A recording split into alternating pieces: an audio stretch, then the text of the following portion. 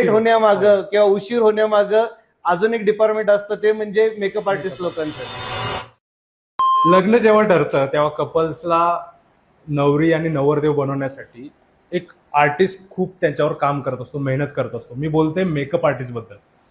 म्हणजे ते खूप प्रोफेशनली काम करतात, पण शेवटी त्यांना एक टॅग दिला जातो, या पार्लरवाल्यांमुळे उशीर झालाय, या पार्लरवाल्यामुळे उशीर झालाय. बरोबर. म्हणजे हे ऐकून त्यांना जेवढा त्रास होतो तेवढा ऍज अ आर्टिस्ट म्हणून मला पण त्रास होतो, की त्या एका आर्टिस्टला तुम्ही काय टॅग लावताय विनाकारण.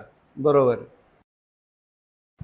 जादूगार आहेत ही लोक, खरंच जादूगार आहेत. हो ना. म्हणजे ज्यावेळी तुम्ही विचार करताल ना की मेकअप आर्टिस्ट शिवाय लग्न सोहळा, ज्यावेळी मेकअप आर्टिस्ट लोक येतात, पण त्यांच्या हातात एक बॅग असते, बॅग, ओके, त्याला व्हॅनिटी म्हणतात, व्हॅनिटी म्हणतात. हो हो हो. तुम्हाला माहिती का, पार्लरवाले आले, बॅग घेऊन आले, हे ज्यावेळी ते बोलतात ना लोक, ती बॅग नसून एक 4 व्हीलरची कॉस्ट घेऊन फिरत असतात. ते बापरे. त्या बॅग मधल्या प्रोडक्टची प्राइसच ती असते. ते येताना ती 4-5 लाखाची गोष्ट सोबत घेऊन येतात, प्लस त्यांनी आजपर्यंत केलेला जो अभ्यास असतो, हा सगळा कलेचा अभ्यास घेऊन ते येतात.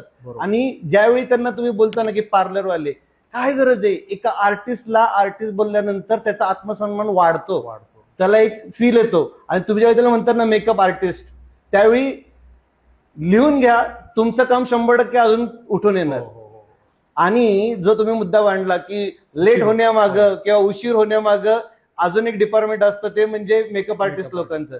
नाही, नवरा मुलगा आणि नवरी मुलगी ह्यांना अजून चांगलं दिसायचं असतं, म्हणून त्यांना लेट होतो. बरोबर. कारण की त्यांच्या अपेक्षाच पूर्ण होत नाहीत.